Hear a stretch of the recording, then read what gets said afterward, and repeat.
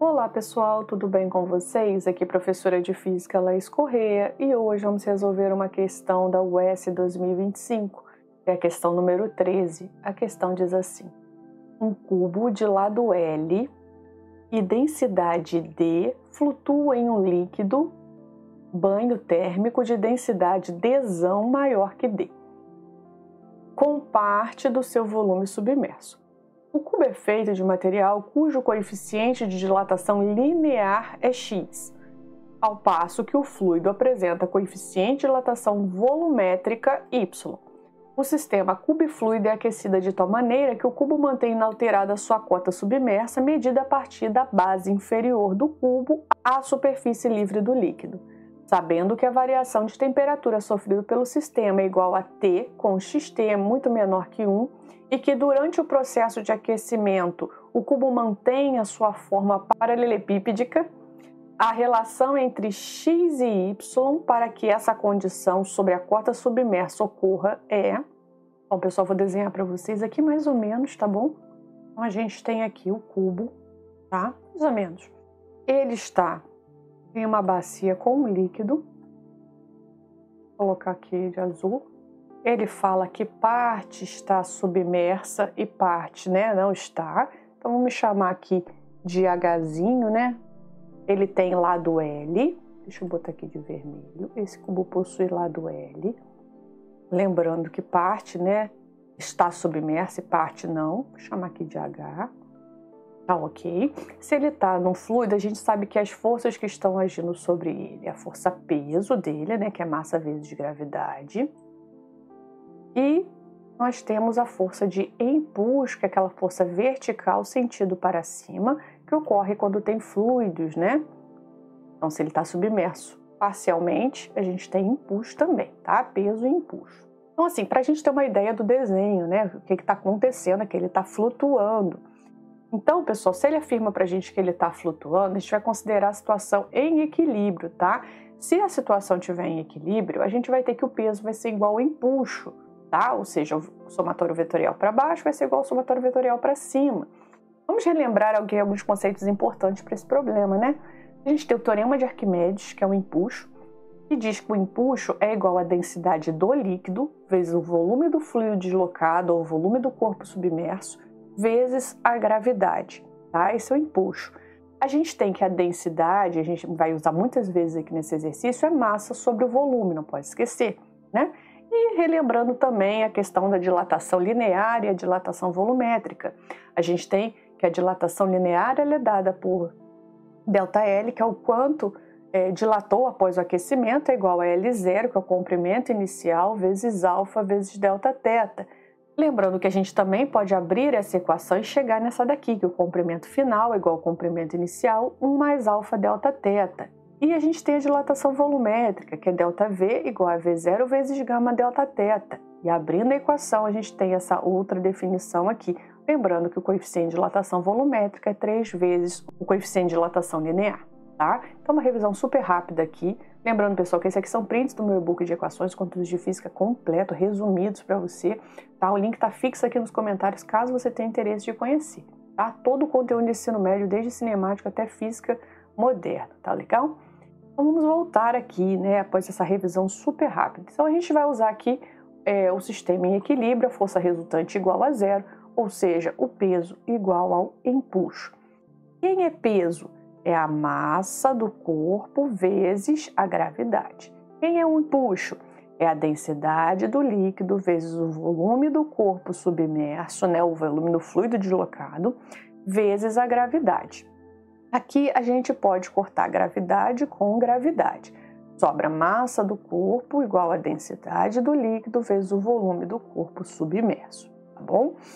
Então, como que a gente pode fazer aqui para a gente poder fazer mais relações, A gente sabe que o cubo tem o lado L, que a densidade do cubo é D, que a densidade do líquido... Vou até botar aqui.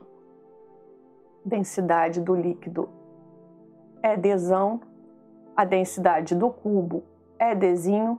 Isso que ele falou, onde a densidade do cubo é maior que o Dzinho, então ele está flutuando, Então, a gente vai fazer o seguinte agora, para a gente poder ter mais uma relação aí para trabalhar. Lembra que eu falei que a densidade do cubo é igual à massa do cubo sobre o volume do cubo? Densidade igual a massa sobre o volume? Então a gente vai trabalhar. Quem seria a massa do cubo? Para a gente poder ter mais uma relação aqui. A densidade do cubo vezes o volume do cubo. Quem é a densidade do cubo? A gente já viu que é D. Quem é o volume do cubo? O volume do cubo não é a área da base vezes a altura, né? No caso, eu posso chamar até de L cubo, se eu quiser, né? Eu vou chamar assim, tá? Então, vamos lá. Densidade vezes... Quem é a área da base? Se ele tem L e L, a área da base é L quadrado, vezes a altura, que também é L. Ah, Laís, mas eu queria botar L ao cubo. Calma. Você pode botar L ao cubo, mas assim eu queria mostrar para vocês mais uma forma de fazer. Então, eu vou substituir essa massa aqui. Densidade vezes L ao quadrado vezes L. Ah, queria botar L ao cubo, sem problemas, tá? Quem é a densidade do líquido? Nós vimos que é Dzão, né? Quem é o volume do corpo submerso? É aí que pega. Por que eu fiz isso? Quem é o volume do corpo submerso? A área da base, nós sabemos quem é. Volume é a área da base vezes a altura. A área da base é L, então a área da base é L quadrado. Mas quem é o volume do corpo submerso? É só a parte que está submersa, que é H. Entenderam por que eu botei o L quadrado? Porque aí fica fácil, eu venho aqui e já corto. Mas não tem problema se chamar de L ao cubo, vai cortar do mesmo jeito. Bom? Então a gente vai aqui isolar o Hzinho. Vamos descobrir quem é essa altura submersa. H é igual a D vezes L sobre Dzão. Bom, essa relação a gente vai usar mais para frente. Então, primeiro utilizamos a força resultante, né, e o teorema do empuxo aqui. E agora nós vamos analisar a parte do aquecimento, tá legal? Primeiramente, nós vamos analisar agora as equações da dilatação após o aquecimento. Isso aqui que a gente viu foi antes do aquecimento. Agora a gente vai ver, né, como que ficaria a dilatação após o aquecimento. Quando a gente analisa, ele fala do linear, que ele fala o coeficiente de dilatação linear vai ser x. Então a gente viu lá que as equações da dilatação linear pode ser essa ou pode ser essa. Eu vou usar essa daqui para a gente saber o comprimento final e vou usar essa daqui para a gente saber o volume final direto, tá? Não vou usar para variação. Então vamos começar com a linear, onde alfa é igual a x. Então, eu sei que L é igual a L0, que multiplica 1 mais alfa, delta T, que ele fala para considerar a variação de temperatura T. Ó, a variação de temperatura é T. Então, não vou chamar de delta T, tá bom? Agora, eu vou substituir por x. Tá? Fiz aqui para o linear. Vou guardar. Aqui é assim, pessoal, a gente vai definindo vários conceitos e vai guardando. Vamos agora para o volumétrico. Aí ele pede para considerar o coeficiente de dilatação volumétrico Y. Y, tá? Então vamos lá. Vou usar a mesma equação. Não vou chegar na equação não, tá, pessoal? Porque essa equação ela é muito fácil de deduzir. Depois eu faço para vocês. Aquela delta L igual a L0 vezes alfa delta θ, é só você abrir o delta L, L menos L0, jogar o L0 lá para o outro lado, botar ele em evidência. É simples, tá? Então, para não... porque essa questão já vai ser bem grande. V0, 1 mais gama, delta θ, que vai ser T. Eu nem vou botar delta θ não, já vou botar T direto. Lembrando que o gama é Y, certo? A gente também não pode esquecer que o coeficiente de dilatação linear, lembra que eu mostrei aqui para vocês? O coeficiente de dilatação volumétrica é 3 vezes o valor da dilatação linear. Então, eu posso escrever também essa equação assim, ó.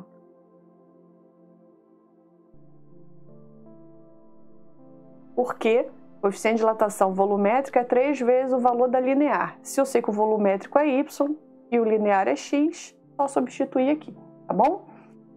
Então vamos guardar essa informação também.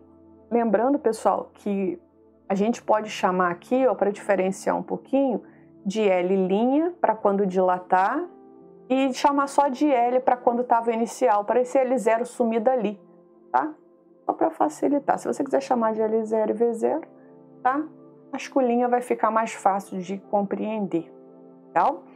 Bom, pessoal, o que a gente vai fazer agora? Vai aproveitar essas equações e vai fazer mais algumas deduções, tá? Então, o que eu vou pegar? Eu vou pegar essa equação aqui, V' igual a V, 1 mais 3xt, eu vou querer que apareça a densidade nela aqui. O que eu vou fazer para isso acontecer? Vamos lá. Pegando a equação aqui. V', V, 1 mais 3xt. Eu quero que apareça a densidade nessas equações, né? Então, para aparecer a densidade, eu sei que densidade é igual a massa sobre volume. Então, se eu jogar o volume aqui para cima, eu sei que o volume é massa sobre densidade. Então, se eu pegar o volume e dividir para massa, eu vou ter 1 sobre densidade. Se eu jogar a massa aqui para baixo, concorda? Então, isso que eu vou fazer? Vou pegar aqui, vou dividir pela massa, vou dividir pela massa. Quando eu faço dos dois lados da equação, eu tenho um equilíbrio, não tem problema nenhum, tá bom? Então, lembrando que volume sobre massa é 1 sobre densidade. Então, vamos lá. 1 sobre densidade linha, né, porque aqui é o final, é igual a 1 sobre densidade D, porque é volume sobre massa, que multiplica 1 mais 3xt. Tá bom? Quem é D', né, que é a densidade do corpo aqui, depois, né, do aquecimento? D' vai ser igual. Aí eu vou multiplicar cruzado. D' que multiplica 1 mais 3xt igual a D. Eu quero saber quem é D'. D' vai ser igual a D, que multiplica 1 mais 3xt. Então, pessoal, o que vai acontecer? Vai ser, para não precisar, né, se repetir, vai ser a mesma coisa para a água que a gente fez para o corpo, tá? Então, a água vai ser a mesma coisa. É só você parar aqui para não misturar. Para a água vai ser a mesma coisa, só que a diferença é que eu vou chamar de Dzão, porque o Dzinho é para o corpo, Dzão é para a água. Então, para a água, eu vou aproveitar todo esse cálculo aqui, vai ser como Dzão igual a Dzão linha, né? Igual a Dzão dividido. Só que aqui embaixo que vai mudar um pouquinho, né? 3x eu vou chamar de quem? Y. Porque ele fala que quando a gente estiver trabalhando com água, para chamar de Y. Tá legal? Bom, vamos guardar todas essas informações. É muito passo a passo, né, pessoal? A questão era grande mesmo. Então, aqui vamos para a próxima etapa, né? Vamos numerar essas etapas aqui. Primeira etapa, segunda etapa, analisar os coeficientes. Segunda etapa. Terceira etapa, colocar em função da densidade. Quarta etapa agora. Quarta etapa, pessoal, a gente vai analisar depois de dilatado, né, o comprimento final. Então, a gente vai relacionar o empuxo e o peso, só que agora, depois de aquecido, tá? Que a gente fez antes do aquecimento. Eu vou colocar aqui, antes do aquecimento. Agora, a gente vai fazer tudo aqui para depois do aquecimento. Depois do aquecimento. Tá bom? Mesmo procedimento, o empuxo vai continuar sendo igual ao peso. Só que agora a gente tem um novo empuxo, né? Quem é empuxo? Densidade do líquido vezes o volume do corpo submerso vezes a gravidade. Quem é peso? Massa vezes gravidade. Massa do corpo, né? Então, quem vai ser a densidade do líquido? Dzão, só que depois de aquecido, Dzão linha. Quem vai ser o volume? Área da base vezes altura. Área da base vezes altura, né? A altura, pessoal, ela não muda. Lembra que ele falou pra gente? O sistema cubifluido é aquecido de tal maneira que o cubo mantém inalterada a sua cota submersa, tá vendo? Então, o H não vai mudar. Igual. E ainda tem a gravidade, mas eu já vou cortá-la aqui, tá? É menos uma coisa. V, a massa. Lembra que a densidade é igual a massa sobre volume? Nós fizemos aqui.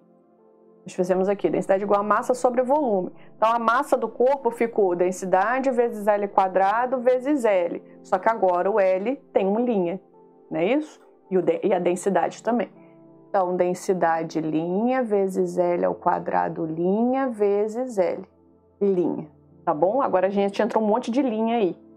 Então, já pode cortar os L's quadrados, né? Vou mudar de cor para não ficar muito... O que sobrou pra gente? Dzão linha vezes H igual a D linha vezes L linha. Aí agora a gente pode substituir o Dzão aqui e o Dzinho linha aqui. Ó, vai pegar esse aqui e vai pegar aqui. Vai jogar aqui e vai jogar aqui. D que divide 1 mais Y D vezes H, que é igual a D, que divide 1 mais 3xt vezes L'. Quem é L'? L' é igual a L que multiplica 1 mais xt. Vamos jogar isso aqui lá. Vamos jogar isso aqui. Então vai ficar DH, que divide 1 mais YT igual a D, que divide 1 mais 3xt, que multiplica o L'. Quem é L'? L, 1 mais xt. Isso aí. Aí, pessoal, o que a gente vai concluir aqui? Eu vou juntar isso aqui, tá? Olha só como vai ficar. DH, que divide 1 mais YT, vai ser igual, eu vou botar esse DL junto, DL, que multiplica 1 mais XT e divide 1 mais 3xt. Por que eu fiz isso? Olha aqui, eu vou isolar aqui. H vezes D igual a D vezes L. Vou multiplicar cruzado. Ou seja, isso aqui, esse conjunto é igual a esse conjunto, ou seja, é uma constante. Entenderam? Se isso aqui é igual a isso aqui, eles são iguais. Como estão em lados opostos da equação, eu posso cortar, porque são constantes. Vou cortar isso com isso, porque são iguais. É como se fosse x e x. Entenderam? Aí sobra quem? Tá de azul agora. 1 mais YT igual a 1 mais XT sobre 1 mais 3xt. Estamos começando a chegar lá. Vou multiplicar cruzado. 1 mais 3xt igual a, vou botar em parênteses, 1 mais YT e multiplica 1 mais xt. Vou fazer a distributiva, tá? Depois fazer para o y, vai ficar 1 mais 3xt igual a 1 vezes 1 é 1. 1 vezes xt é xt. Agora eu vou fazer com yt. Yt vezes 1, yt. Yt vezes xt vai ficar y vezes x vezes t ao quadrado. Aí olha o que ele fala aqui no enunciado. Que xt é muito menor que 1. Se xt é muito menor que 1, eu posso levar todo xt, tá vendo? Posso levar todo esse item aqui para zero. Porque ele é muito pequeno, ele é muito menor que 1, então não me interessa, tá bom? Outra coisa que eu posso fazer aqui é cortar esse 1 com esse 1, são dois positivos. Agora eu vou passar esse xt aqui para o outro lado, diminuindo. 3xt menos xt igual a yt. 3xt menos xt é 2xt igual a yt. Corta esses t's também. Aí eu vou ter que 2x igual a y, x igual a y sobre 2, resposta, letra B. Grande a questão, né? Tá bem muito trabalhosa. Mas tinha que fazer, pessoal, bem passo a passo. Vou marcar aqui para vocês tirarem o print. Vendo? Etapa por etapa, guardando as equações para você não se embolar, né? A gente encontrou a densidade de linha depois do aquecimento, densidade de adesão da água. Vamos jogando uma equação dentro da outra, né, até chegar aqui no resultado final. Tá bom, pessoal? É isso. Questão número 14. A questão diz assim: um capacitor de capacitância X, inicialmente descarregado, é carregado através de uma fonte de bancada capaz de estabelecer uma diferença de potencial V entre seus terminais. Para esta configuração, a energia armazenada no capacitor após o equilíbrio é dada por U. Em seguida, e já desconectado da fonte de bancada, o capacitor de capacitância X é conectado em paralelo através de seus terminais a um segundo capacitor de capacitância Y, inicialmente descarregado. Para esta configuração, a energia armazenada pelo conjunto de capacitores após o equilíbrio é dado por U'. Sendo assim, a expressão que fornece a razão U sobre U' em termos de X e Y é dada por... Pessoal, é o seguinte, vou desenhar aqui rapidinho. Então, a gente tem um circuitinho, né? Aqui está o capacitor, né? Eu vou desenhar aqui para vocês relembrarem. Tem aqui as placas paralelas, tá? Um capacitor. Esse aqui é o X. Está conectado a uma bateria e vai carregá-lo, né? Aí é um traço maior e um traço menor para a gente representar aí, ok? Então, a gente tem aqui o capacitor X e a gente tem aqui a diferença de potencial, que é V. Esse capacitor vai ter uma quantidade de carga. Aí é importante a gente lembrar as equações do capacitor, né? Várias equações importantes. A gente tem que a capacitância eletrostática de um condutor isolado, né? A capacitância vai ser em farad igual à quantidade de carga, né, em coulombs dividido pelo potencial elétrico em volts. Então, C igual a Q sobre V. Fundamental essa equação quando fala de capacitores. Energia elétrica armazenada. A gente vai ter que a energia armazenada no capacitor vai ser igual à quantidade de carga vezes a tensão elétrica, que pode ser V aqui, tá? A gente pode chamar de V para não confundir, porque lá ele usou U para outra coisa. Ele chamou U aqui disso aqui. Q vezes V sobre 2, né? Ou C vezes V ao quadrado sobre 2. E a associação de capacitores em paralelo, porque ele fala que depois ele vai unir, né, esse capacitor a outro capacitor Y. Então, a gente vai ter que ver aqui a associação de capacitores em paralelos. Então, na associação de capacitores em paralelo, a quantidade de carga, né, vai ser o somatório da quantidade de carga, né, de todos os capacitores, e a capacitância também vai ser o somatório, tá bom? É assim que a gente faz a análise dos capacitores em paralelo.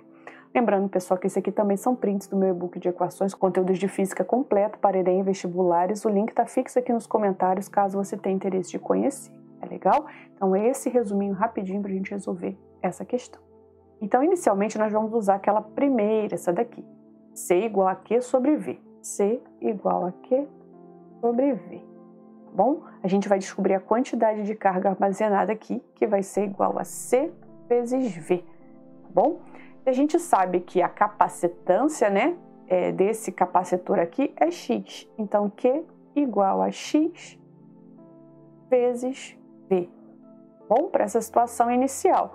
Então, a gente, além disso, já pode também trabalhar a parte da energia. U igual a meio, que nós vimos lá, de CV ao quadrado. Porque se eu chamar de U aqui, pode confundir com esse U da energia, né? Ó, U igual a CV ao quadrado sobre 2. Vamos usar essa que é mais fácil. O U vai ser igual a meio, capacitância de X, que é X, vezes o potencial ao quadrado. Tá bom? Então, já achamos a energia na situação inicial e a quantidade de carga na situação inicial. Tá bom?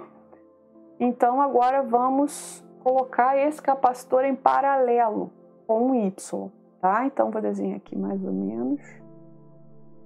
Aqui, capacitor X, né? Vamos botar o Y aqui, paralelo. E vamos colocar a mesma fonte aqui. E vamos colocar essa fonte V aqui. Ok? Prontinho. Aqui eu tenho X, né? Aqui eu tenho Y. Aqui eu vou ter um potencial X. Aqui eu vou ter um potencial Y. Aqui eu vou ter uma quantidade de carga X. Aqui eu vou ter uma quantidade de carga Y. Aqui vai ser o potencial Vx igual a Vy, que nós vamos chamar de V', tá bom? Nessa nova configuração. Então, o que a gente vai fazer? Lembra que eu mostrei aqui que a quantidade de carga vai ser o somatório, né, das cargas? Então, a gente vai ter que quantidade de carga vai ser igual a Qx mais Qy, antes de ser carregado, né? Então, antes de ser carregado, a gente já descobriu lá quem era o valor de Q aqui, ó. É o Q0, x vezes V. Aí a gente tem quem é Q? Q vai ser sempre C vezes V. Então, eu vou ter o quem é C, x do Qx, vezes Vx, o potencial x, não é isso? Mais o Y, né? Que ele fala que a capacitância de Y é Y, vezes o potencial Vy. Okay? Então, eu tenho que x vezes V é igual. Lembrando, pessoal, que Vx vai ser igual a Vy porque eles estão em paralelo, tá bom? O potencial vai ser igual porque está numa configuração em paralelo. Então, já que o potencial é igual, eu posso escrever assim, x vezes V' mais y vezes V'. Então, eu vou colocar em evidência x mais y vezes V'. Legal? Então, eu tenho que V' vai ser igual a xv sobre x mais y. Agora, eu vou descobrir o meu U, tá? A minha energia para essa nova configuração. Meu U', que vai ser meio do capacitor equivalente vezes V'. Aí eu vou ter que o meu U' vai ser igual a meio, porque aqui eu só usei o Cx porque eu só tinha ele. Aqui eu tenho que usar o equivalente. Quem é o capacitor equivalente que nós vimos no paralelo? Capacitor equivalente vai ser o somatório dos capacitores. Então, vai ser x mais y, somatório das capacitâncias, né? Vezes V', quem é V'? Acabamos de descobrir. xv sobre x mais y. Beleza. Só que isso aqui está ao quadrado, não podemos esquecer ao quadrado. Tá legal? Então, cortou aqui com um daqui, né? Cortou com um dos quadrados daqui, então ficou 1' vai ser igual a meio, que multiplica xv. Eu vou jogar esse quadrado já para os dois. X ao quadrado, V ao quadrado. Aí eu cortei esse com um deles, x mais y. Pronto. Encontrei o meu U', mas não acabou ainda não. Outra questão bem grande, né? Bem trabalhosa. Ele quer a razão U sobre U'. U é meio de xv ao quadrado. U' vai ser meio de x ao quadrado, v ao quadrado, sobre x mais y. Vou fazer o seguinte, já vou cortar o meio para facilitar, mas vou repetir a primeira e inverter a segunda. Vou repetir a primeira fração, inverter o sinal, inverter a segunda fração.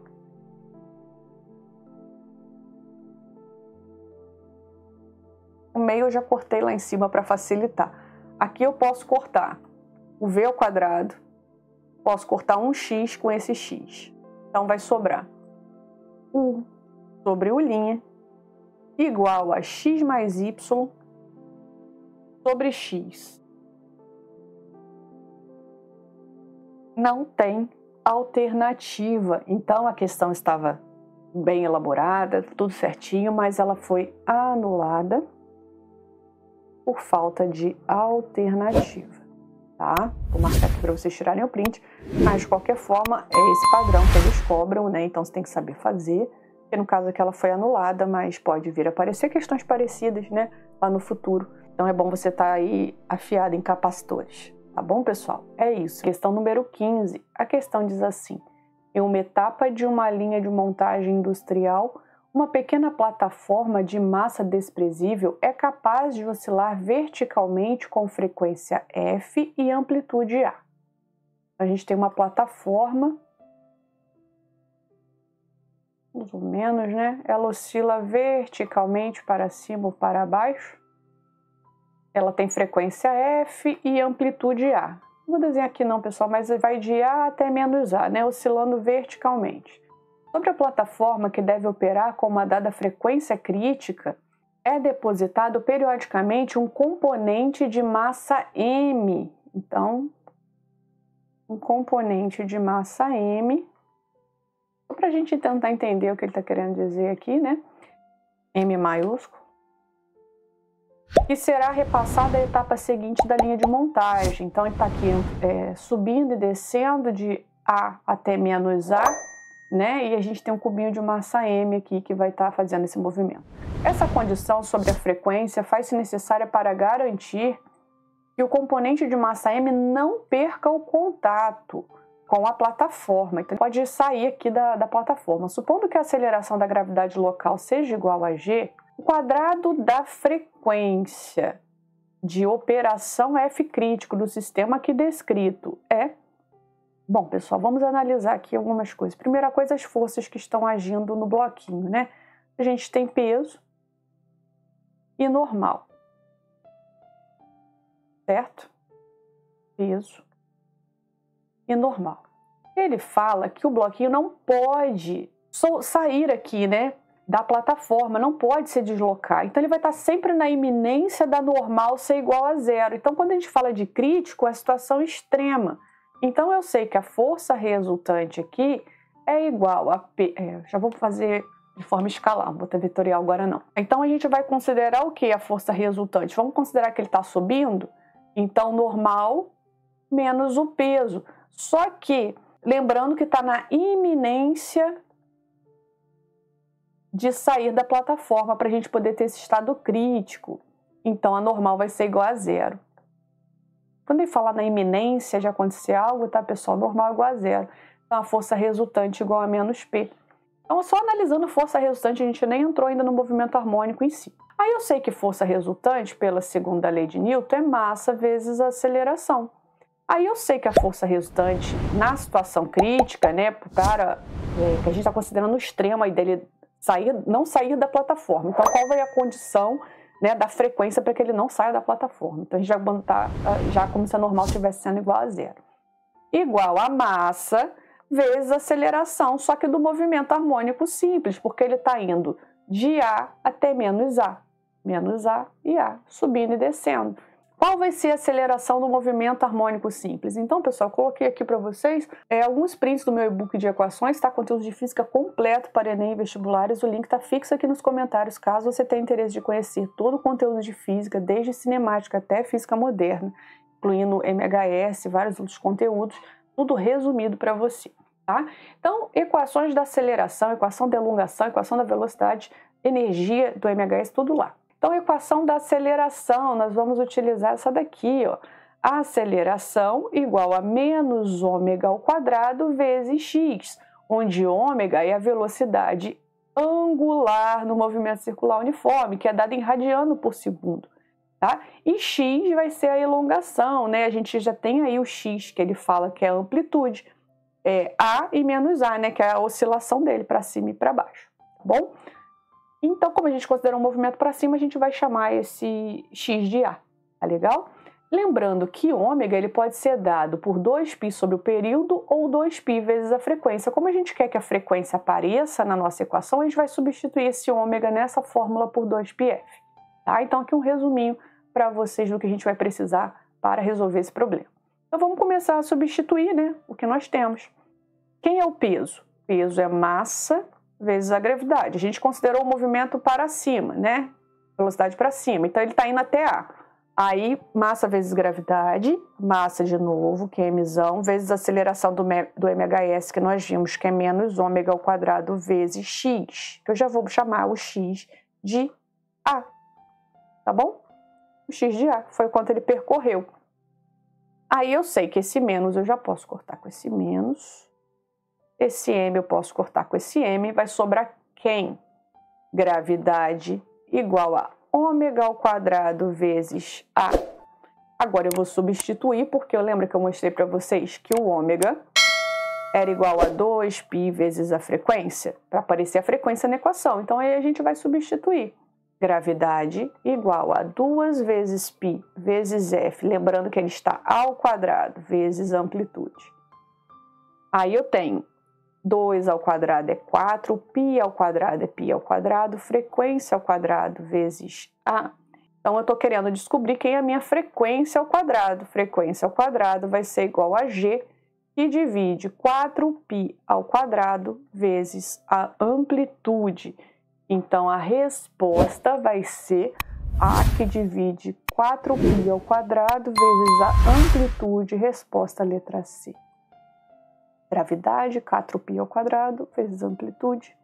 Isso aí, letra C. Vou marcar aqui para vocês tirarem o print. MHS tem caído bastante nessa prova, né, pessoal? Então, vamos focar aí para quem quer fazer este vestibular. Tá bom, pessoal? É isso. Questão número 16. A questão diz assim: uma partícula de massa m desloca-se sobre uma superfície horizontal perfeitamente lisa, com velocidade constante e de módulo igual a u.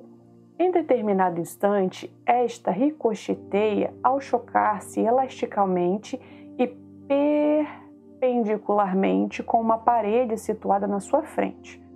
A evolução da força de interação entre a partícula e a parede foi mapeada como uma função do tempo e é expressa da seguinte maneira. Ele deu aqui pra gente. No intervalo de tempo de 0 a t sobre 2, depois de t sobre 2 até t. Supondo que a colisão se inicie t igual a 0, que ela tem uma curta duração de t segundos, a constante F0 é dada por...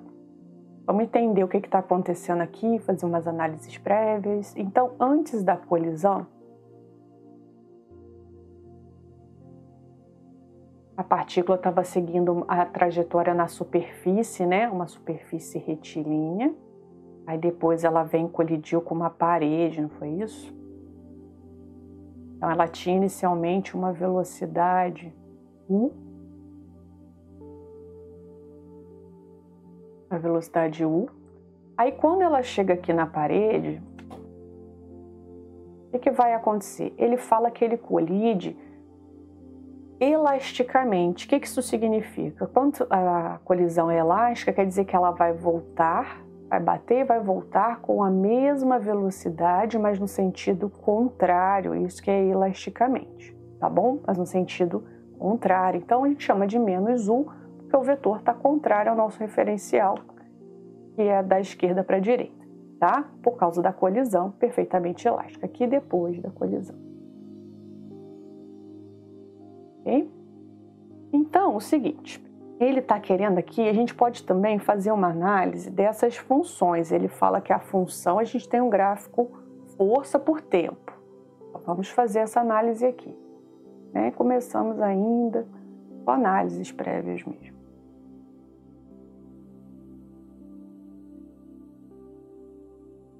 O gráfico é um gráfico força, FT, né? Então, força por tempo. Aí ele fala para a gente analisar de 0 até t sobre 2 e de t sobre 2 até t. Ele fala para a gente analisar essas forças nesse intervalo aqui, né? O comportamento no gráfico. Então, a gente tem a função assim. Vamos fazer separado. 2f0 sobre t e multiplica t para o intervalo entre 0 e t sobre 2.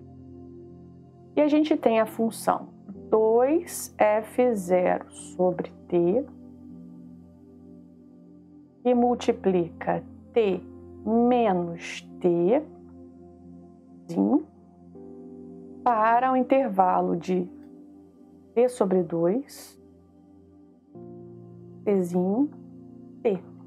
Então, daqui até aqui vale essa função, daqui até aqui vale esta função, bom? Então, a gente vai jogar alguns valores, né? Então, vamos ver aqui.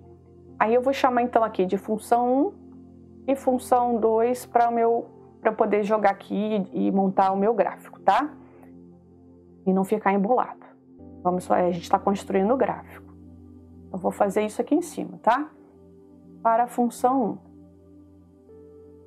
A função 1 é 2f0 sobre t e multiplica tzinho. Então, se tzinho é igual a t sobre 2, qual vai ser o meu valor para o y? Então, meu tzinho eu vou substituir aqui. Então, 2f0 sobre t grande igual a t sobre 2. Corta, corta, corta, corta.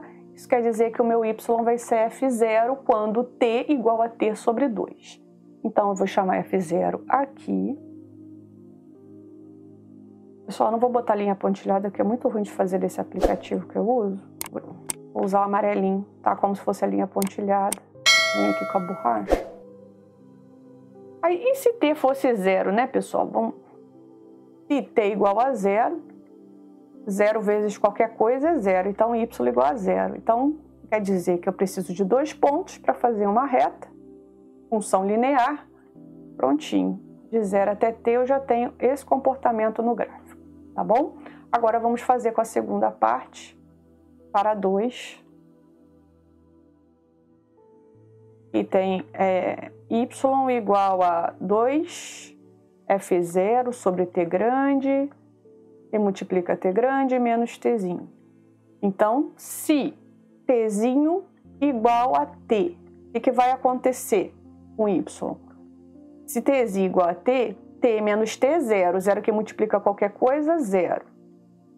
Então, isso quer dizer que ele vai voltar aqui para o eixo x quando estiver no ponto T.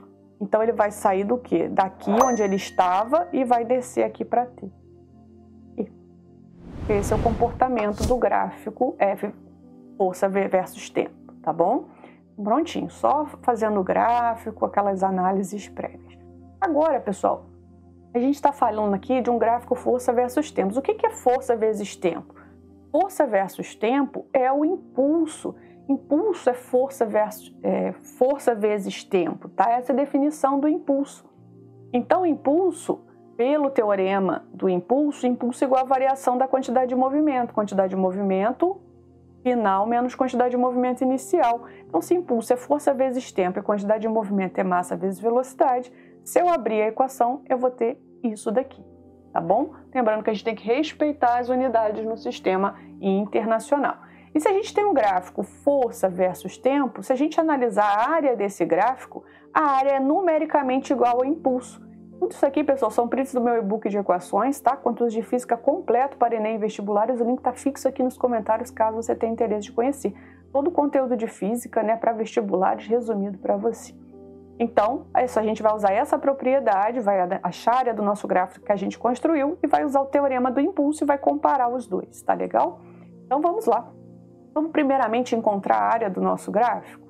Qual vai ser a figura? Aqui, né? Vou conseguir manter aqui dentro. Vocês entenderam, né? O triângulo. Então, eu tenho que a área, vou fazer de azul, que a área é numericamente igual ao impulso. A área do triângulo é base vezes altura sobre 2. Então, meu impulso vai ser igual à base do triângulo, que é t, vezes a altura, que é f0, dividido por 2. Vou guardar essa daqui. Porque a gente vai comparar com a equação e depois vai igualar as duas. Então, eu vou continuar aqui, tá? Para não ficar embolado. Aí nós vimos que o impulso é igual à variação da quantidade de movimento, né? Vetorialmente falando. Então, o impulso... Poderia botar já o módulo aqui, mas não vou botar não. Massa vezes velocidade final menos massa vezes a velocidade inicial. Então, a gente tem que o impulso vai ser igual à massa, que é mzão, né? Ele fala pra gente. Quem é a velocidade final? Velocidade final vai ser menos u.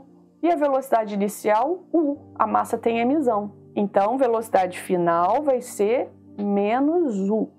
E velocidade inicial, u. Então, o impulso vai ser igual a menos mu,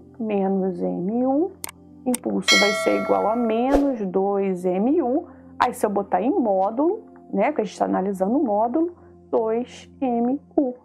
Prontinho, agora é só igualar aquela área que eu encontrei lá. porque impulso é igual a impulso, né?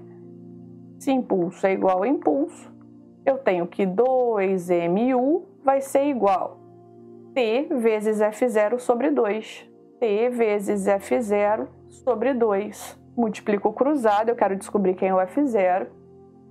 4mu igual a T vezes F0. F0 vai ser igual a 4mu sobre T. Vamos ver lá qual é a nossa resposta. Vou já marcar aqui para vocês tirarem um print. 4mu sobre T. Resposta letra C. Resposta letra C. Tá? A gente encontrou aqui pelo gráfico o impulso. Usamos o teorema do impulso por causa da questão da colisão, que a gente tem duas velocidades final e inicial, antes da colisão e depois da colisão, né? Usamos a massa que ele nos fornece e depois igualamos os impulsos. Igualamos os impulsos e prontinho, chegamos à nossa definição lá da força zero. E ele pede pra gente a constante F0. Constante F0 é dada por, tá bom? Bom, pessoal, é isso. Questão número 17. A questão diz assim: no Laboratório de Eletricidade e Magnetismo da Universidade Estadual do Ceará, um professor de física tem à sua disposição um osciloscópio e 2 geradores de funções arbitrárias. Com o intuito de explorar a superposição de movimentos periódicos, o professor seleciona 2 sinais obtidos através dos geradores de funções e combina-os na tela do osciloscópio numa varredura no plano coordenado ortogonal x ou y com origem em O no centro dessa tela. Vamos já desenhar isso. A análise realizada bastante divertida por sinal combina sinais harmônicos de mesma frequência ômega, mas com uma diferença de fase constante no tempo. Para sinais com mapeamento na variável tempo, com a seguinte forma simples: xt igual a b cosseno ômega t e yt igual a a cosseno de ômega t mais delta, é construído um quadro qualitativo com os resultados obtidos pelo professor na tela do osciloscópio. Considerando esses resultados, atente para as seguintes informações. Então vamos desenhar aqui esse plano x, o, y. A gente tem x aqui, y e o. Ok? Aí a gente escreve aqui, a gente pode escrever as equações para também deixar organizado. Essa questão é um pouquinho trabalhosa. Igual a b cosseno de ômega t e yt igual a cosseno de ômega t mais a fase. Tá ok? Então o que a gente vai fazer, pessoal? Desenhei isso daqui, né? Ela vai ser a base para a gente resolver todos os nossos itens. Vamos começar analisando o item A. Eu vou colocar ele na próxima página, para não ficar embolado. Se a fase for igual a zero, o movimento combinado é retilíneo na direção da diagonal do retângulo de lados 2A e 2B. Então vamos lá. Vamos jogar aqui o valor, né, da fase igual a zero e vamos ver o que vai acontecer, tá bom? Então aqui vamos analisar o item 1 para a fase igual a zero, beleza. Então eu sei que y é igual a cosseno de ômega t mais a fase. E eu sei que o x de t é igual a b cosseno de ômega t. Então, se eu vou jogar agora a fase igual a zero, eu vou ter que o y de t, vamos chamar de y de t, vamos chamar só de y para facilitar? Y vai ser igual a cosseno de ômega t, porque a fase vai ser zero, concorda? E o x de t, que eu vou chamar só de x, vai ser b cosseno de ômega t. Aí se eu fizer a razão y sobre x, vou aplicar a razão, eu vou ter igual y a cosseno de ômega t sobre b cosseno de ômega t. Posso cortar? Então eu sei que y sobre x é igual a sobre b. Ou seja, que y é igual a sobre b vezes x. Isso aqui é uma equação da reta. Então eu vou pegar aqui o plano x ou y que eu fiz lá no início né, da página para a gente poder ver o que está acontecendo aqui com essa equação, né? Agora vamos jogar alguns valores. Se x igual a b, y vai ser igual a, se eu chamar x de b, corta aqui, b com b, y igual a a. Então eu sei que se x for b, y vai ser igual a a.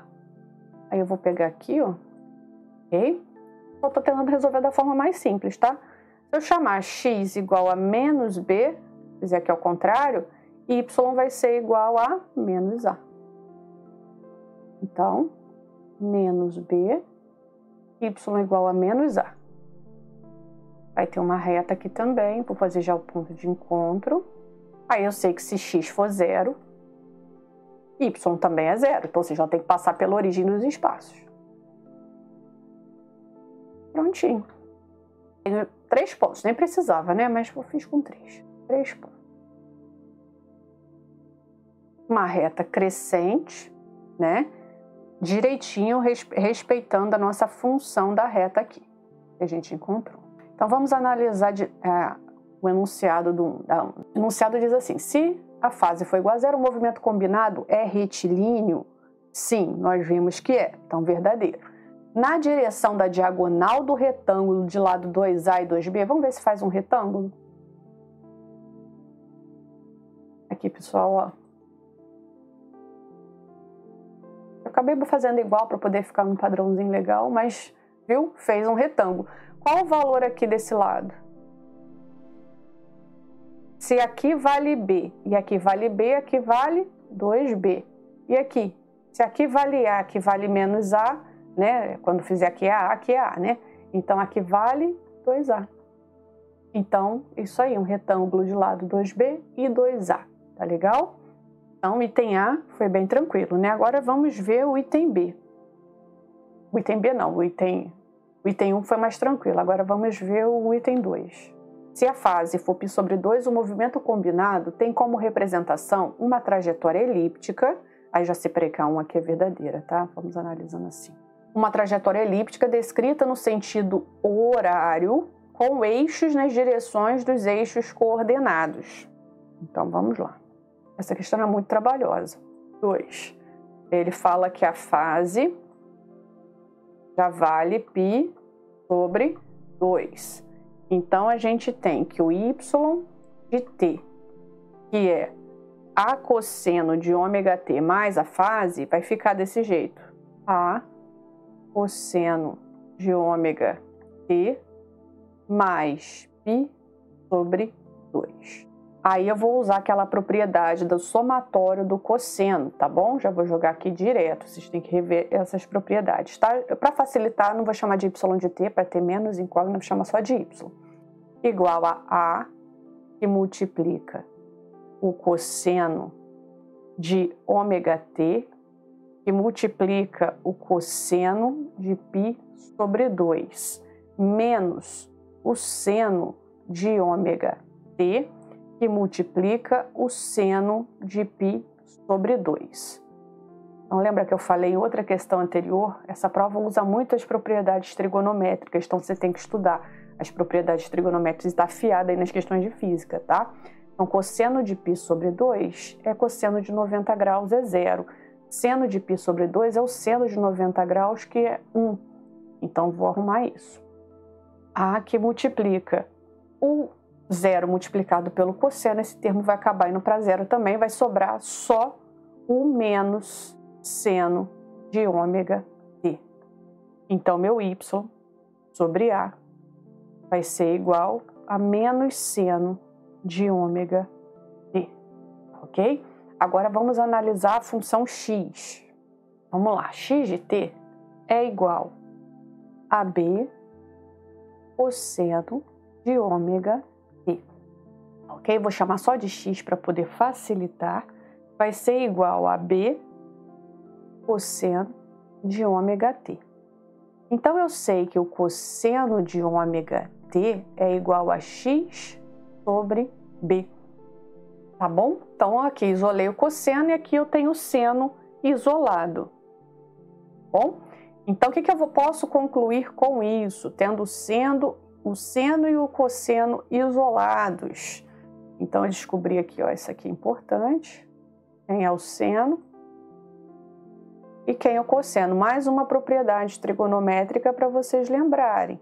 É uma prova com muita matemática. Então, eu tenho que lembrar que o cosseno ao quadrado de ômega t mais o seno ao quadrado de ômega t vai ser igual a 1. Outra propriedade que você tem que estar afiado na matemática. Então, a gente vai jogar esse valor aqui e esse valor aqui. Quem é o cosseno ao quadrado de ômega t? Só elevar esse termo ao quadrado, x quadrado sobre b quadrado. Mais seno ao quadrado de ômega t. Ele é negativo, mas quando é elevado ao quadrado vai ficar seno menos seno vezes menos seno, vai ficar mais seno. Só elevar esse termo ao quadrado. Y ao quadrado sobre a ao quadrado. Isso aqui vai ser igual a 1. Então, essa aqui é uma equação da elipse. Aqui a gente teve a equação da reta, aqui a equação da elipse. Então, até aí foi, né? Então, pessoal, o que é que eu vou fazer? Eu vou desenhar a elipse lá na outra página, porque a gente vai ter que analisar se ela está no sentido horário ou anti-horário, porque ele fala pra gente, é uma trajetória elíptica? É. Agora a gente tem que analisar se o sentido é horário ou anti-horário. Então, eu vou colocar aqui, ó, pra gente desenhar a trajetória, né? A gente sabe que é uma elipse. Só nesse aplicativo que eu uso aqui, ele não tem as formas prontas, tá? Então, eu vou ter que desenhar mais ou menos, tá? Pessoal, ficou horrível, mas considere que isso é uma elipse, tá? Porque, como eu falei, o aplicativo que eu tô usando, ele não deixa a forma perfeita, tá? Nem se eu segurar. Então, o seguinte, eu tenho a equação da elipse, que eu descobri aqui, x ao quadrado sobre b quadrado mais y ao quadrado sobre a ao quadrado igual a 1, ok? Aí eu tenho que se x for igual a 0, esse lado zero, y vai ser igual a, vou multiplicar cruzado, y ao quadrado igual a y igual a mais ou menos a. Então, eu posso já jogar aqui a e menos a quando x for 0. E se y for 0, vai anular esse lado, vai ficar que x ao quadrado sobre b ao quadrado igual a 1. Eu tenho que x ao quadrado igual a b ao quadrado, x igual a mais ou menos b. Então, eu tenho aqui b e menos b, tá bom? Só para vocês terem uma ideia aí de como ficaria essa elipse. Então, tá montada a elipse, agora a minha ideia é descobrir se ela está indo para o sentido horário ou o sentido anti-horário. Como eu vou determinar isso? Então, eu vou fazer o seguinte, eu vou pegar essa equação que eu descobri aqui e vou anotar aqui o valor de y, tá? Y igual a que multiplica menos seno de ômega t. Y igual a menos a que multiplica seno de ômega t. Aí vamos supor que ômega é 1 radiano por segundo, para poder facilitar a minha vida, e eu vou chamar o meu t de 0. Então, eu vou ter que o y vai ser igual a menos a seno de 1 vezes 0, y igual a menos a seno de 0 é 0, y igual a 0, ok? Agora, vamos continuar supondo que o ômega seja 1 radiano por segundo. Agora, eu vou supor que o t vai ser igual a...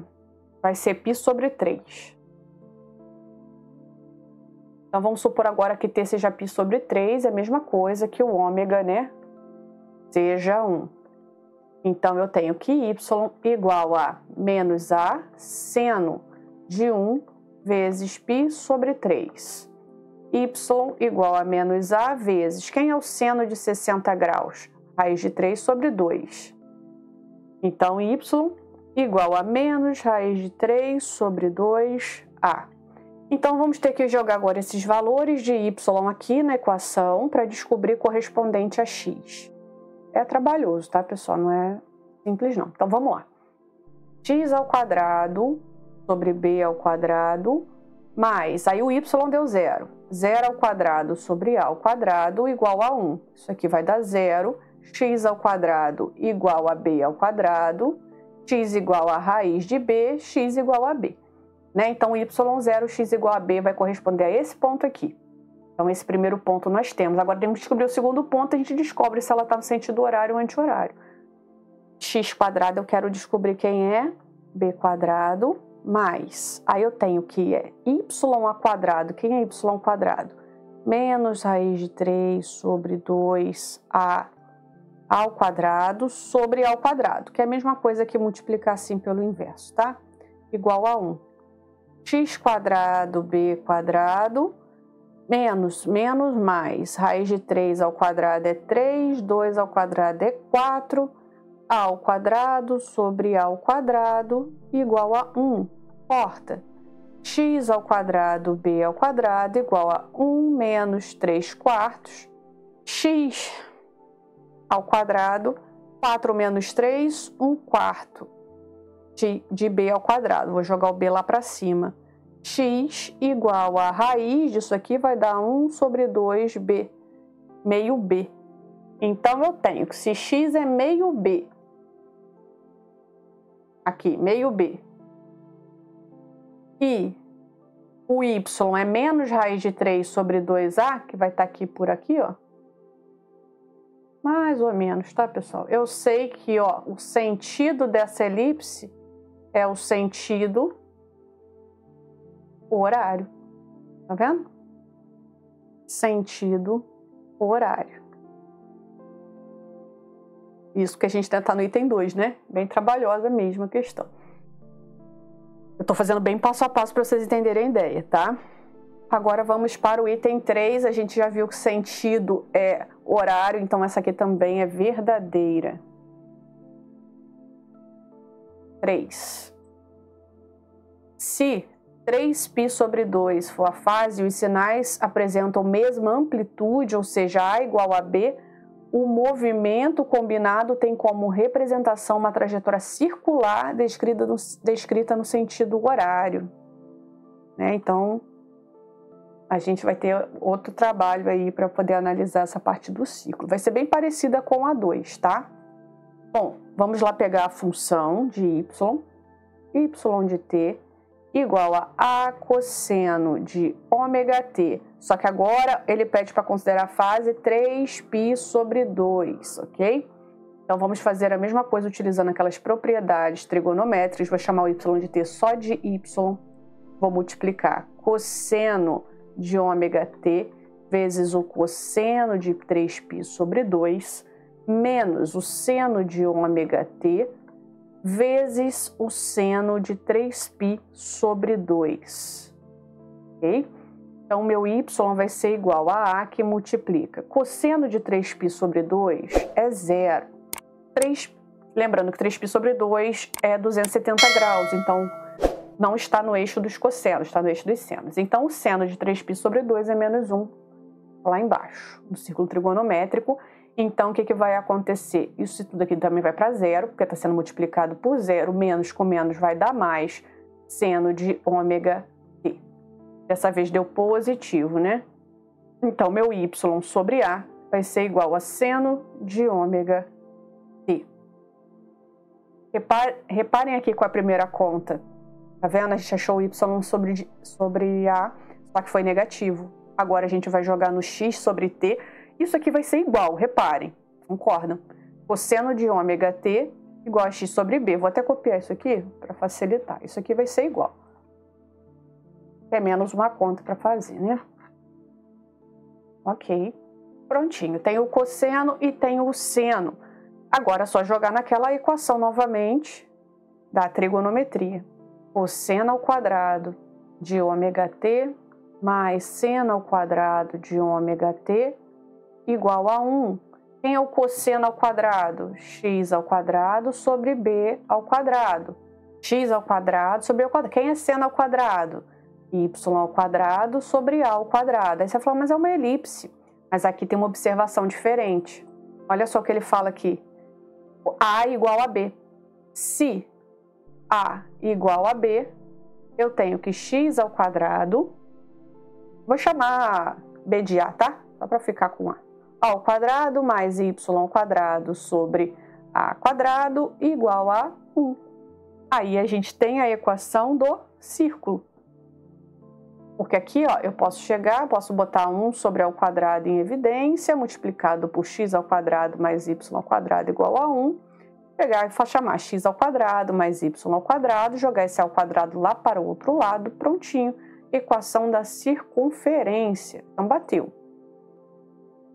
Tá? Bateu direitinho, só que aí começa aquele dilema da gente ter que descobrir o sentido, né? Equação da circunferência. Vou botar nesse cantinho aqui, pessoal, para poder aproveitar a página aqui para conseguir fazer a 3 toda aqui.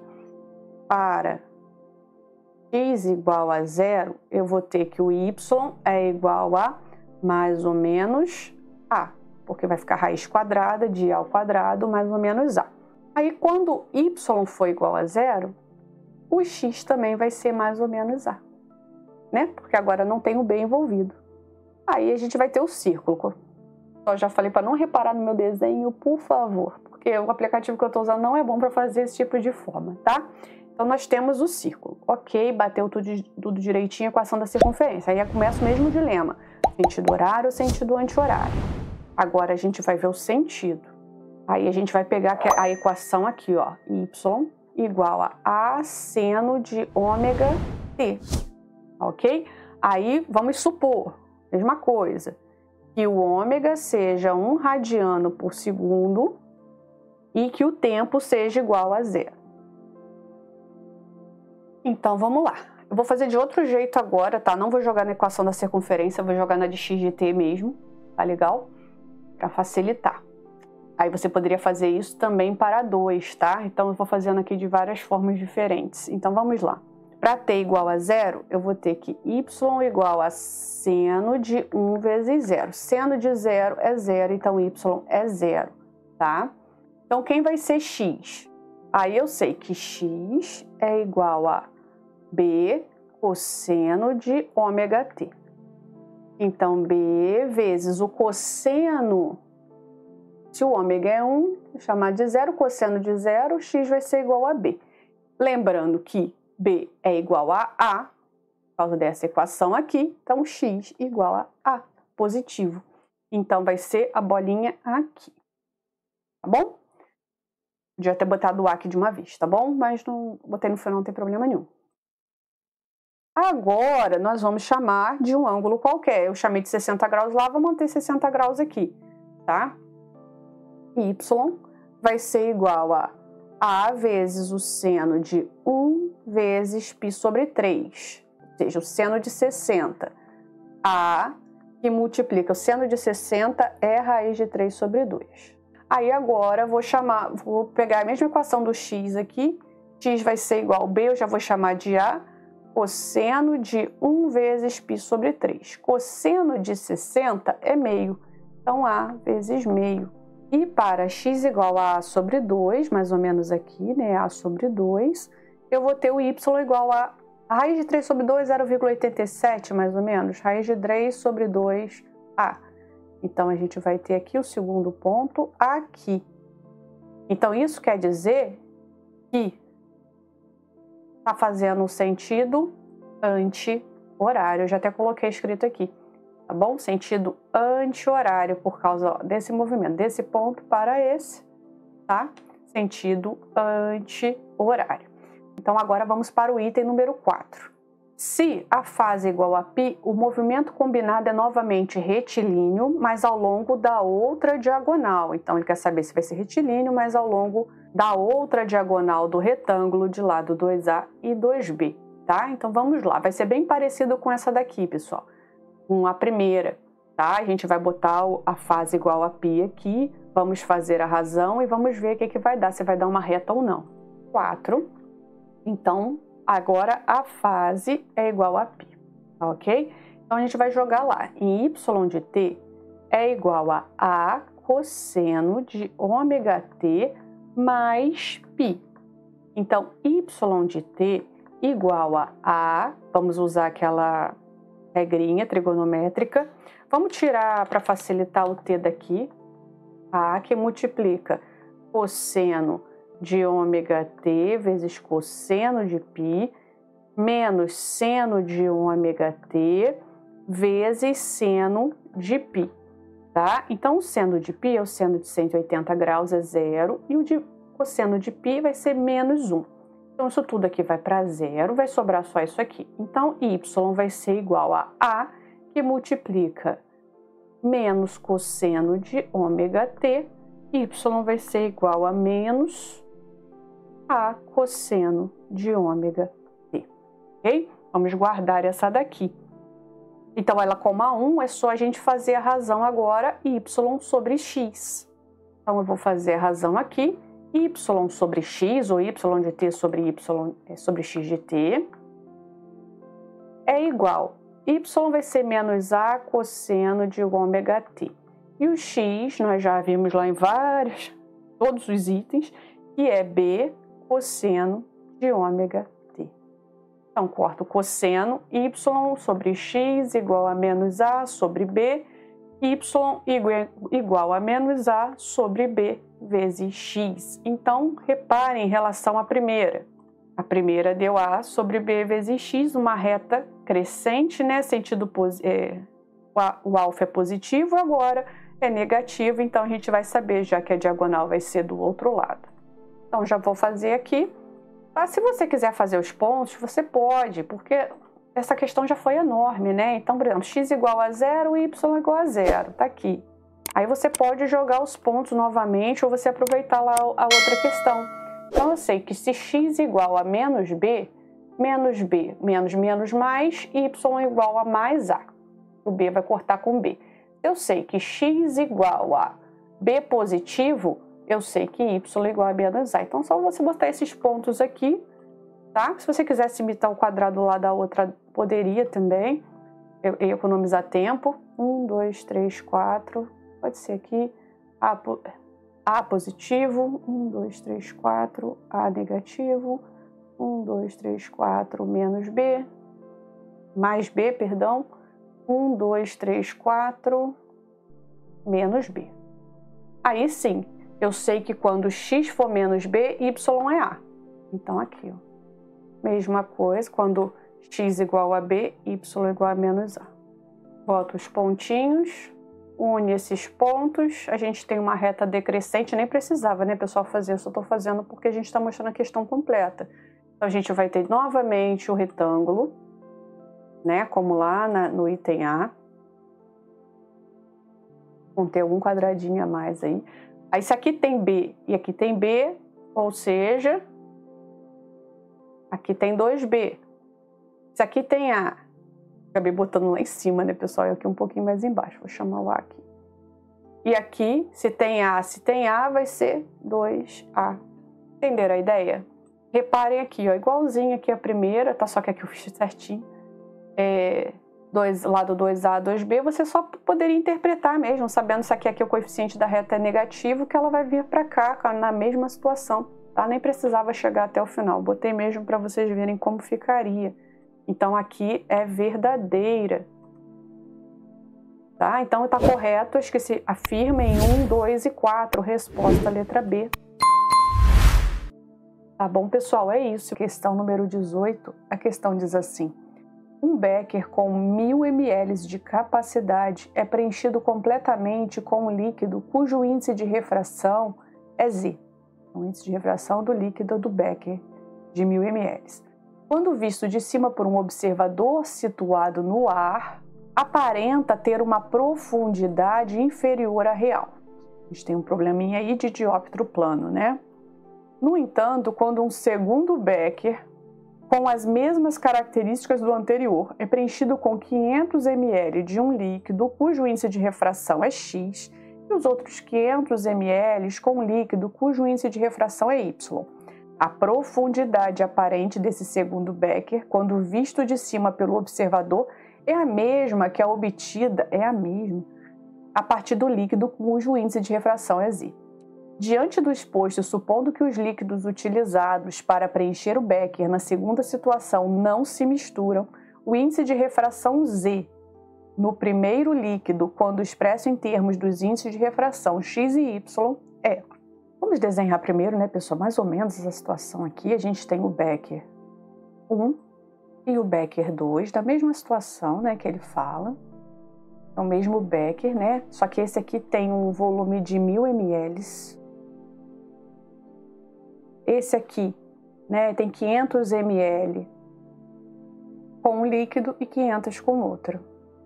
Aqui ele está todo preenchido com o líquido Z, tá? Já vou nomear isso aqui. Então eu tenho 500 ml aqui e 500 ml aqui. Okay? Metade, metade. Então ele fala que o líquido aqui N tem um índice de refração N igual a Z, tá? Aqui no primeiro. N igual a Z. Depois ele fala que aqui a gente tem um índice de refração 1 igual a Y. E aqui a gente tem um índice de refração 2 igual a X, né? Mais ou menos. Aí ele fala o seguinte, a gente tem um observador aqui fora. Um observador. Eu até depois vou mostrar um desenho para vocês do dióptro plano, né? Que ele vai ver a altura aparente de um objeto que está aqui dentro. Vamos colocar que o objeto seja esse pontinho aqui. Altura aparente. Né? HZ, nós podemos chamar de HZ. Por causa do líquido Z. Né? Tá aqui. E aí a gente também tem uma altura aparente, né? Que no caso aqui vai ser a mesma, que ele fala que é a mesma, aqui. No outro líquido. Altura aparente, aí a gente vai ter, vou chamar de HAP mesmo, ok? Altura aparente. Lembrando que se é 500 ml para cá e 500 ml para cá, se isso tudo aqui tem H de altura real, né? Aqui a gente mostrou é altura aparente, aqui é H sobre 2 e aqui é H sobre 2. Enquanto só os desenhos, para a gente começar a fazer uma interpretação, então esse observador está vendo o objeto uma profundidade inferior à real, né? Altura aparente, mesma coisa aqui. Lembrando, né, que ele falou pra gente que a altura aparente vai ser igual à altura Z. Isso? Então vamos relembrar aqui a equação do dióptro plano, né, que quando a gente tem um observador externo, a gente tem o índice de refração do meio 1, o índice de refração do meio 2, aqui no caso ele fala que é o ar, índice de refração igual a 1. Então, aqui é o ar, né? Índice de refração igual a 1. Esqueci de colocar essa informação aqui. Então, aqui a gente tem P' e P, onde P é o objeto e P' é a imagem, ou seja, o observador externo, ele vê a imagem um pouco para cima, né? A altura aparente. Então, a gente tem uma relação entre os índices de refração do meio, do líquido, e o índice de refração do meio externo, que é o ar, e das distâncias, né? Das alturas real do objeto e x', que é da imagem até a superfície. Então, a gente vai usar essa equação do dióptro plano para resolver esse problema, tá ok? Então, eu vou escrever assim, P sobre P', que geralmente objeto e imagem a gente usa assim, né? Lembrando, pessoal, que esse aqui também é um print do meu e-book de equações, o link está fixo aqui nos comentários, caso você tenha interesse de conhecer. Igual a N do meio 2 sobre N do meio 1. Uma forma de escrever, né? Então, a gente tem que P, que é a altura aparente HZ, dividido pela altura real do vidro, que é H, vai ser igual ao índice de refração do ar, que é o meio aqui externo, dividido pelo índice de refração do líquido. A gente está fazendo aqui para o primeiro, tá? Para o primeiro Becker. Vou fazer aqui para o meio Z. Meio Z que a gente está fazendo. Meio Z, tá bom? Vamos começar aqui. Depois a gente vai fazer para todos os outros, do mesmo estilo, é só entender a ideia. Aí eu sei que H sobre Z sobre H é igual a 1 sobre o índice de refração Z. Eu vou chamar de NZ. No final, a gente vai chamar Z, X e Y, tá? Mas vou chamar NZ agora para não confundir. NZ. Então, eu sei que HZ, é só eu jogar esse H para cima, é igual a H sobre NZ. Então, beleza. Já encontrei o meu HZ. Nós vamos usar essa mesma ideia para o segundo Becker lá, tá bom? Então, agora a gente vai analisar para o meio Y. tá? Meio y, esse primeiro aqui. Mesma equação, tá? Só que agora a gente vai, essa equação aqui que a gente vai usar, marcar ela, para não ficar repetindo ela toda hora. Quem vai ser o P na situação y vai ser HY. Sobre P' vai ser quem? H sobre 2, porque o y está até a metade. Não é mais todo igual ao primeiro caso. Igual ao índice de refração do ar, mesma coisa, sobre o índice de refração agora de y. Aí, multiplico o cruzado, eu sei que o N do ar vale 1, então eu sei que HY, NY é igual a H sobre 2. Eu quero descobrir quem é HY. HY vai ser H sobre 2NY, tá? Vamos guardar essa informação. Agora vamos fazer para o meio X. Aí vai ser quem? HX. Mesma coisa, a altura é só a metade, H sobre 2, igual ao índice de refração do ar sobre NX. Sendo que o índice de refração do ar é 1, mesma coisa, multiplico o cruzado, HX, NX, igual a H sobre 2. Então, HX vai ser igual a H sobre 2NX. Guardei essa informação também.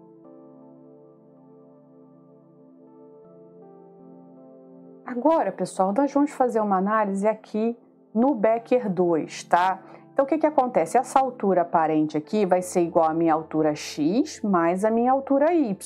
Concorda? O que a gente fez aqui relacionando os índices de refração x e y.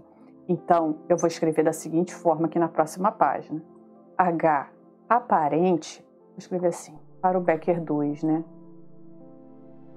Para o Becker 2. Aí eu tenho que a minha altura aparente é igual à minha altura x mais a minha altura y. Aí eu sei que a minha altura aparente, ele fala que é igual a HZ, certo? Então eu vou escrever aqui, HZ é igual a HX mais HY. Quem é HZ? HZ nós calculamos. H sobre NZ, né? E as outras é H sobre 2NY e 2NX. Então, quem é HZ? H sobre NZ. E NX, H sobre 2NX. Mais, quem é HY? H sobre 2NY. Já posso cortar H, porque tem H em todos os membros. Aí vai ficar 1 sobre NZ igual a 1 sobre 2NX mais 1 sobre 2NY. Aí eu vou tirar o mínimo múltiplo comum do lado direito, vou repetir o esquerdo. Vai ser 2NX, NY. Aí, passando isso aqui dividindo, sobra só o NY. Vezes 1, né? Mas, passando isso aqui dividido, sobra só o NX. Ok. Aí, ele quer saber o valor de NZ. Mas, como ele pede para eu chamar os valores de Z, X e Y, eu vou substituir, tá bom? Vou fazer assim, ó. 1, ao invés de chamar de NZ, eu vou chamar só de Z. Igual a NY, vou chamar só de Y. NX, vou chamar só de X. 2, NX vou chamar só de X e NY só de Y. Eu quero saber qual é o valor de Z, então eu inverto. Vou inverter aqui, vou inverter aqui. Z vai ser igual a 2xy sobre Y mais X. Onde está essa alternativa? 2xy sobre X mais Y. Resposta letra A. 2xy sobre y. Vou marcar aqui para vocês tirarem o print. Tá bom, pessoal? Então a gente descobriu quem era HZ, HX, HY, depois fez a relação da altura aparente, somou usando a equação do dióptro plano, tá bom?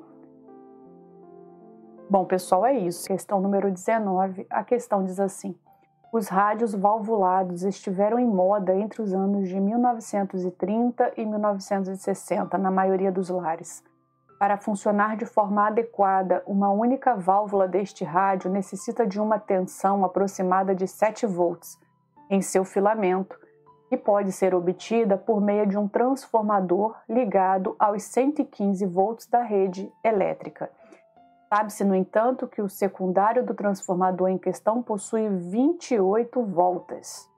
Se esse transformador com corrente no primário de 70 mA for utilizado para alimentar um rádio valvulado que possui em seu interior 5 válvulas do tipo aqui mencionado, ligadas em série, é correto afirmar que a corrente no secundário, então, comando da questão, corrente no secundário do transformador e o número de voltas do primário deste são respectivamente. Então, eu coloquei aqui, né, para a gente ter uma ideia, transformador aqui, né? Aí a gente tem primário, a parte do circuito primário, com corrente alternada, né? A gente tem aqui o secundário que vai alimentar, né? Que vai alimentar esse rádio. A gente liga aqui, escreve mais ou menos, tá? Só para vocês terem uma ideia. Rádio. Então a gente chama aqui esse lado de cá de secundário. O lado de cá de primário. A gente vai ter uma DDP aqui, né? Ele fala que a tensão que é necessária, né, por uma única válvula é 7 volts, mas ele fala que são 5 válvulas o rádio valvulado. Então, para uma válvula, eu tenho uma DDP de 7 volts, e para 5 válvulas, eu vou ter uma DDP-X, que vai ser de 5 vezes 7, 35 volts. Então, a minha tensão, minha DDP no secundário vai ser 35 volts, considerando as 5 válvulas, tá? Ele fala que o número de voltas do secundário é 28. Mas o que ele nos dá? Ele nos dá o potencial primário da rede elétrica, que é 115 volts. Ele nos dá a corrente no primário, que é 70 mA, eu já vou abrir o prefixo mili, esse prefixo mili equivale a 10 a menos 3 amperes, né? E a gente não tem a corrente do secundário, que é uma das coisas que ele pergunta, e o número de voltas do primário a gente também não tem. Então, acho que só com essas informações aqui a gente consegue resolver essa questão bem tranquilamente, né? Bom, pessoal, eu coloquei aqui mais alguns prints do meu e-book de equações, tá? Conteúdo de física completo para Enem e vestibulares. O link tá fixo aqui nos comentários, caso você tenha interesse de conhecer. Já nos dando aqui as equações, né, dos transformadores prontinha, né? Então, no transformador, essa equação aqui, ela expressa a relação entre o 1 e o 2, que no caso é o nosso potencial, V1 e V2, nos enrolamentos primário e secundário do transformador. E N1 e N2 seriam o número de espiras ou o número de voltas nesses enrolamentos, tá bom? Então, essa equação aqui, né, aqui eu já estou dando ela pronta para vocês, ela vem dessa relação aqui, variação do fluxo do primário sobre variação de tempo. E do secundário, a mesma coisa.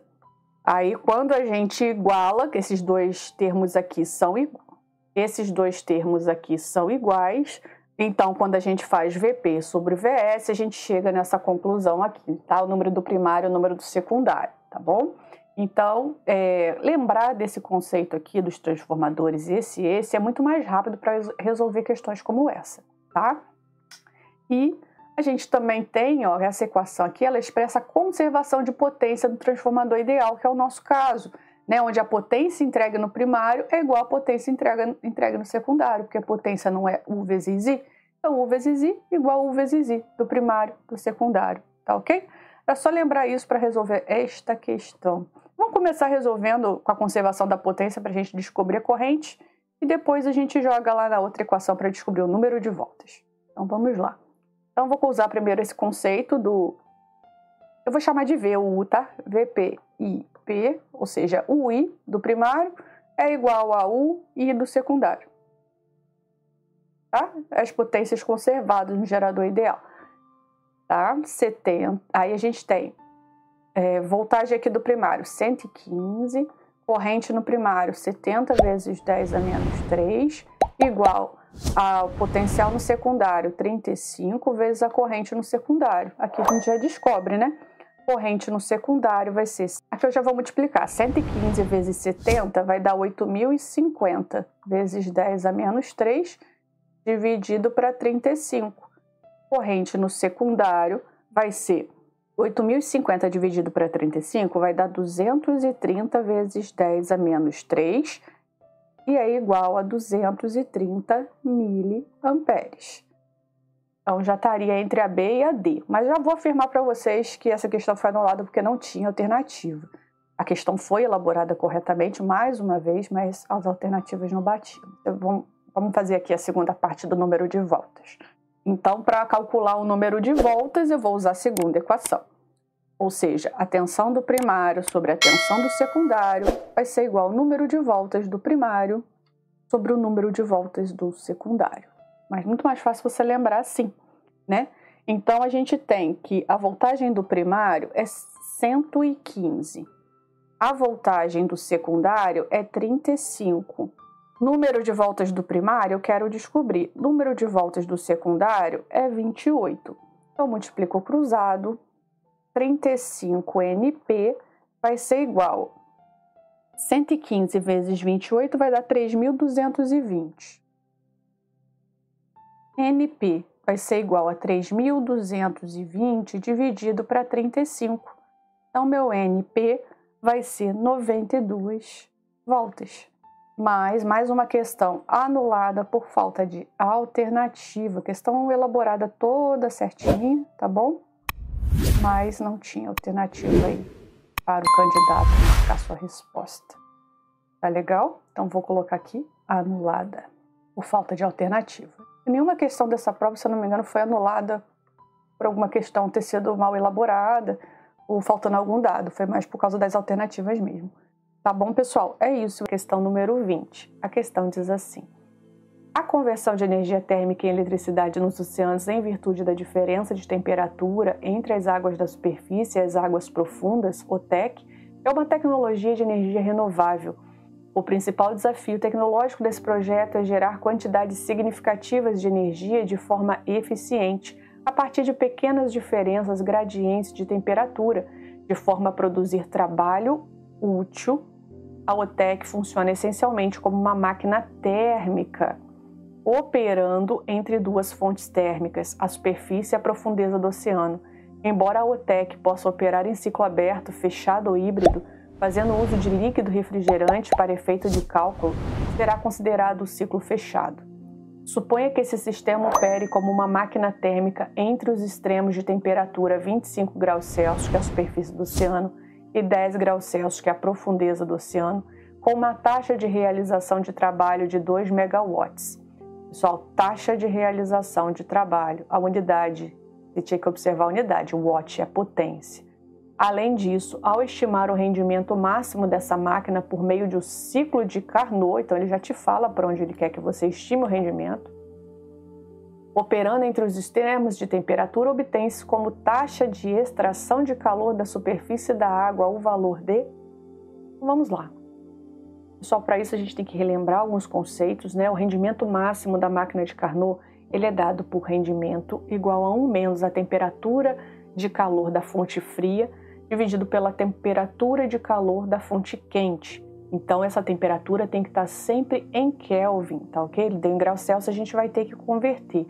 E depois a gente vai utilizar o rendimento, né? De forma geral, ele é dado pela potência útil sobre a potência total. E ele está querendo justamente saber o valor da potência total e nos dá a potência útil. Então, a gente vai trabalhar também com esta equação aqui. Tá bom? Lembrando, pessoal, que esse aqui também são prints do meu e-book de equações, conteúdo de física completo, resumido, para Enem e vestibulares. O link está fixo aqui nos comentários, caso você tenha interesse de conhecer. Então, vamos lá. Eu sei que, vamos anotar os dados. Temperatura da fonte quente.